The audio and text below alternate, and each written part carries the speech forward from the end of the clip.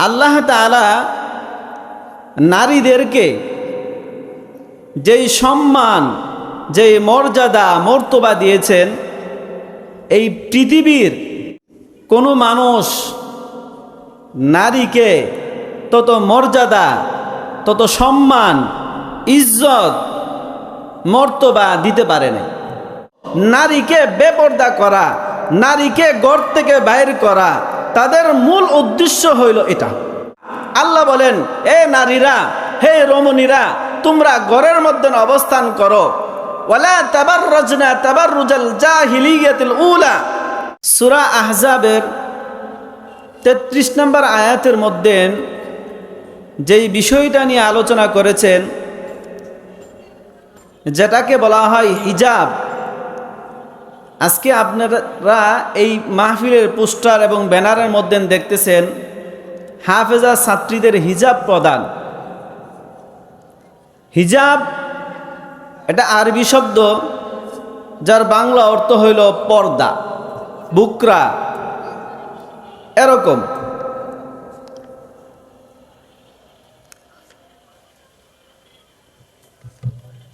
আল্লাহ তাআলা নারীদেরকে যেই সম্মান, যেই মর্যাদা মর্তবা দিয়েছেন, এই পৃথিবীর কোনো মানুষ নারীকে তত মর্যাদা, তত সম্মান, ইজ্জত, মর্তবা দিতে পারে না। কিন্তু আমরা সবাই নারীর প্রগতির নামে, নারীর উন্নয়নের নামে, নারীর অধিকারের নামে যত সংস্থা, যত স্লোগান শুনি, এই সমস্ত স্লোগানের মাধ্যমে নারীরা জীবনও তাদের যথাযথ সম্মান এই পর্যন্ত পায়নি, কিয়ামতের আগ পর্যন্ত পাবে না। কথা বলেন ঠিক কিনা? বরঞ্চ নারীর প্রগতির নামে, নারীর উন্নয়নের নামে, নারীর অধিকারের নামে যত সংস্থা, যত কিছু আছে, সব একটা মাধ্যম, একটাই উদ্দেশ্য, নারীকে বেপর্দা করা, নারীকে ঘর থেকে বাইর করা। তাদের মূল উদ্দেশ্য হইল এটা। কথা বলেন ঠিক না? নারী আল্লাহ তাআলা তাহাকে সম্মান আর মর্যাদা দিয়েছেন একটা জিনিসের মাধ্যমে, সেটা হলো নারী যখন পর্দা করবে, নারী যখন নিজেকে আড়ালে রাখবে, নারী যখন নিজেকে গোপন করবে, নারী যখন নিজেকে পর্দার ভিতরে রাখবে, তখনই নারী তার যথাযথ মর্যাদা পাবে। যদি নারী নিজেকে আড়াল না করে, নিজেকে পর্দার ভিতরে না রাখে, নিজেকে পর্দাপোশির সাথে না চালায়, তাহলে নারী যথাযথ সম্মান পাবে না। নারী এই দুনিয়াতেও বেইজ্জতি হবে, এই নারী কবর থেকে নিয়ে শুরু করে জাহান্নামে যাওয়ার আগ পর্যন্ত তার বেইজ্জতি চলবে। এমনকি জাহান্নামে অনন্তকালের জন্য সে বেইজ্জত হইতেই থাকবে। কথা বলেন ঠিক না? আল্লাহর নবী সাল্লাল্লাহু আলাইহি ওয়াসাল্লাম হাদিসের মধ্যে নারী কাকে বলে এর একটা শব্দের মাধ্যমে নারীর পরিচয় বুঝাইছেন। আল্লাহর নবী সাল্লাল্লাহু আলাইহি ওয়াসাল্লাম বলেন, নারী হইল তারা আল মারআতু আওরা। নবী বলেন, নারী হইল তারা, আরবি শব্দ আওরাতুন। আওরাতুন, আওরাতুন একটা শব্দ ব্যবহার করছে, যাহার বাংলা অর্থ হইল নারী তো সে যে নিজেকে গোপন করে, যে নিজেকে ডাইখা রাখে, যে নিজেকে আড়াল করে, যে নিজেকে পর্দাতে রাখে, যে নারী নিজেকে ঘরের ভিতরে রাখে, নিজের মাহরাম ছাড়া অন্যের সামনে যায় না, তাহাকে নারী বলে।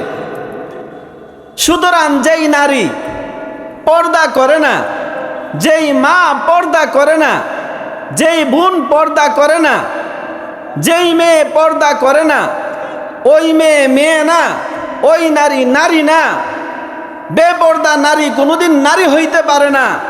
বেপর্দা মহিলা কোনোদিন মহিলা হইতে পারে না, ওইটা অন্য কিছু হইতে পারে, এটা সুপিস হইতে পারে, এটা মানুষের উপভোগের বস্তু হইতে পারে, অন্য বেগানা পুরুষের জন্য উপভোগের বস্তু হইতে পারে, ওইটা নারী হইতে পারে না।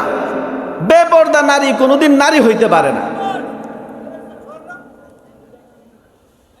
বেপর্দা নারী কোনোদিন নারী হইতে পারে না, কারণ একজন বেপর্দা নারী সে এমন সমাজের মধ্যে দুর্গন্ধ ছড়ায়। একটা মরা কুকুর যদি মারা যায় আর ওই কুকুরটা রাস্তার মধ্যে যদি ফালায়া রাখে, ওই রাস্তায় ফালায়া রাখার কারণে ওই কুকুর থেকে যে দুর্গন্ধ ছড়ায়, ওই কুকুর থেকে যেই খারাপ দুর্গন্ধ ছড়ায়, একজন বেপর্দা নারী থেকে তার চাইতে বেশি দুর্গন্ধ ছড়ায়। সমাজের যুবকরা নষ্ট হয়, সমাজের যুবকরা নষ্ট হয় একজন বেপর্দা নারীর কারণে। বেপর্দা নারী সে কোনোদিন নারী হইতে পারে না।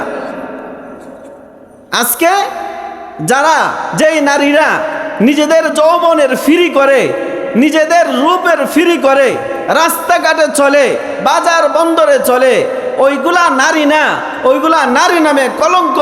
তারা এই সমাজকে কলুষিত করতেছে, সমাজের মানুষকে সমাজের যুবককে নষ্ট করতেছে। এই জন্য রাসূল সাল্লাল্লাহু আলাইহি ওয়াসাল্লাম বলেন, আল মারআতু আওরাতুন, মহিলা তো সে যে নিজেকে আড়ালে রাখে, যে নিজেকে গোপন রাখে, যে নিজেকে পর্দার ভিতরে রাখে। ফাইদা খারাজাত ইস্তাশরাফাহা শাইতান, মহিলা যখন বেপর্দায় ঘর থেকে বাইর হয়, সে যদিও কালো হয়, সে যদি নিগ্র কালো হয়, তারপরেও শয়তান তাহাকে পর পুরুষের নজরের মধ্যে, পর পুরুষের দৃষ্টির মধ্যে তাহাকে সুন্দর আকর্ষণীয় করে তোলে। রাসূল আকরাম সাল্লাল্লাহু আলাইহি ওয়াসাল্লাম বলেন যে নারী সে যদি তার মূল্যায়ন পাইতে চায়, সে যদি তাহার সঠিক অধিকার মর্যাদা পাইতে চায়, তাহলে সে অবশ্যই তাহাকে পর্দা করতে হবে, পর্দাতে আসতে হবে। যদি আসতে পারে তাহলেই তার মর্যাদা পাবে। রাসূল আকরাম সাল্লাল্লাহু আলাইহি ওয়াসাল্লাম হাদিসের মধ্যে বলেন, একজন বেপর্দা নারী সে কোনোদিন জান্নাতে যাইবে না। জান্নাতে যাবে তো দূরের কথা, রাসূল বলেন জান্নাতের সুঘ্রাণ 500 বছরের দূরের থেকে যেই জান্নাতের সুঘ্রাণ শোনা যায়, বেপর্দিগী নারী, যেই মা পর্দা করে না, যেই বোন পর্দা করে না, যেই মেয়ে পর্দা করে না, ওই মেয়ে জান্নাতের ঘ্রাণটুকু পাবে না। বলেন না নাউজুবিল্লাহ। যেই জান্নাতের ঘ্রাণ 500 বছরের দূরের থেকে এই জান্নাতের ঘ্রাণ শোনা যায়, ওই জান্নাতে যাবে তো দূরের কথা, ওই বেপর্দিগী নারী সে জান্নাতেও যাবে না, জান্নাতের সুঘ্রাণও সে পাবে না। রাসূল সাল্লাল্লাহু আলাইহি ওয়াসাল্লাম হাদিসের মধ্যে বলছেন, যদি নারীরা 4টা কাজ করতে পারে তাহলে ওই নারী আল্লাহর তৈরি 8টা জান্নাত তাহার জন্য উন্মুক্ত হয়ে যাবে। সে যে কোনো জান্নাত দিয়া, যে কোনো জান্নাতের দরজা দিয়া প্রবেশ করতে পারে। 1 নম্বর হলো ইদা সাল্লাতিল মারাতু খামসাহা, যদি নারী 5 ওয়াক্তের নামাজ ঠিক মতো পড়ে, ও সামাত শাহরাহা, রমজানের রোজাগুলো ঠিক মতো আদায় করে, ও হাফিজাত ফারজাহা, সে যদি তাহার নিজের লজ্জা স্থানকে হেফাজত করে, সংরক্ষণ করে রাখে, অবৈধ লাইনে অবৈধ দিকে গিয়া তার নিজের লজ্জা স্থানকে ব্যবহার না করে, বেগানা পুরুষদের সাথে কোনো সম্পর্ক না করে। 4 নম্বরে আল্লাহর নবী বলেন, ও আতাআত যাওজাহা, এবং তাহার স্বামীর যদি এতাআত করে, স্বামীর বৈধ হুকুমগুলো মেনে চলে, অবৈধ হুকুম না, বৈধ হুকুম মেনে চলে, তাহলে ওই নারীকে কিলা লাহা, আল্লাহর ফেরেশতারা বলবে তাহাকে, উদখুলিল জান্নাতা, তুমি জান্নাতে প্রবেশ করো, মিন আইয়ি আবওয়াবিন জান্নাতি শি'তি, তোমার ওই জান্নাতের 8টা দরজা হইতে যে কোনো একটা দরজা দিয়ে তুমি জান্নাতে প্রবেশ করো। এই জন্য যেই নারী এই 4টা কাজ করবে, 5 ওয়াক্ত নামাজ সঠিক মতো পড়বে, নিজের ইজ্জতের হেফাজত করবে, রমজানের রোজা রাখবে, স্বামীর এতাআত করবে, আনুগত্য করবে, তাহলে ওই মহিলা তাহার জান্নাতে যাওয়াটা সহজ, জান্নাতে যাওয়াটা সহজ।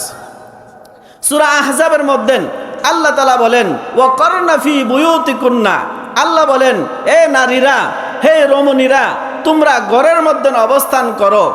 ওয়ালা তাবাররাজনা তাবাররুজাল জাহিলিয়াতিল উলা, পূর্বের যুগের মূর্খ নারীদের মতন, জাহিলিয়াতের যুগের নারীদের মতন বেপর্দা হইয়া, অর্ধ উলঙ্গ হইয়া, উলঙ্গ হইয়া, পর্দাবিহীন তোমরা বাহিরে বের হয় না। সুতরাং যে সমস্ত নারী পর্দা করে না, সে যদিও আপনার কাছে A+, B+, 3+, 4+, 5+ও হয়, এটা আপনার কাছে হইতে পারে। কুরআন বলে সে মূর্খ, মূর্খ, মূর্খ। কারণ কুরআনের মধ্যে বলছে জাহিলিয়াতের যুগে মহিলারা বেপর্দায় চলতো, যাহার কারণে কুরআনে তাদেরকে মূর্খ বলছে। ওই নারী, বেপরদিগী নারী আপনার কাছে শিক্ষিত হইতে পারে। আল্লাহর কসম, আল্লাহর কসম, কোরআনের সূরাতুল আহজাবের আয়াত, আল্লাহ বলেন জাহিলিয়াতুল উলা, তারা হলো মূর্খ, মূর্খ, মূর্খ। এটা সে আপনার কাছে সে অনেক তার যোগ্যতা থাকতে পারে, কিন্তু সে কোরআনের ভাষায় সে মহিলা নয়, সে মূর্খ, সে শিক্ষিত নয়। এই জন্য আমরা আমাদের স্ত্রীদেরকে, আমাদের বোনদেরকে, মেয়েদেরকে অবশ্যই পর্দার কথা বলতে হবে। যদি না বলি, মনে রাখেন আমি আপনি দায়ুস হয়ে যাব, আর দায়ুসের জন্য জান্নাতে যাওয়া কোনোদিনই সম্ভব না। কারণ দায়ুস বলা হয়েছে আর দায়ুসুল্লাযী ইউকিররু আহলাহু আলাল খুবুস, দায়ুস হলো ওই ব্যক্তি যেই ব্যক্তি তাহার পরিবারের স্ত্রীকে, মেয়েকে, তার অধীনস্থ যারা আছে তাদেরকে যদি কোনো খারাপ কাজের উপরে অটল রাখে, সে যদি বাধা না দেয়, ওইটার উপরে সে সন্তুষ্ট থাকে, চুপ থাকে, তাকে দায়ুস বলা হয়। আর এরকম দায়ুস যারা হবে তারা কোনোদিন জান্নাতে যাইতে পারবে না। সুতরাং আমার স্ত্রী যদি বেপর্দা করে, আমি যদি তাকে বাধা না দেই, আমার মেয়ে যদি বেপরদিগি করে, আমি যদি বাধা না দেই, আমার বোন যদি বেপরদিগি করে, আমি যদি বাধা না দেই, আমার মা যদি বেপরদিগি করে, আমি যদি আমার মাকে বাধা না দেই, মনে রাখেন ছেলে হয়েও তুমি দায়ুস, স্বামী হয়েও তুমি দায়ুস, ভাই হয়েও তুমি দায়ুস। যে কোনো সম্পর্কের হোক, তোমার অধীনস্থ মেয়েদেরকে, মহিলাদেরকে যদি তুমি পর্দার হুকুম না করো, পর্দাতে না হটাও, তুমি আমল করতে পারো, তোমার অনেক যোগ্যতা থাকতে পারে, ইসলামী লাইনে তোমার অনেক বড় যোগ্যতা থাকতে পারে, ইবাদত বন্দিগি করতে পারো, সব করতে পারো, মনে রাখেন তাদের কারণে আপনি ধরা পড়ে যাবেন। আল্লাহ তাআলা আমাদের সকলকে এই কথাগুলোর উপরে আমল করার তৌফিক দান করুন। ওয়া আখিরি দাওয়ানা আলহামদুলিল্লাহি রাব্বিল আলামিন।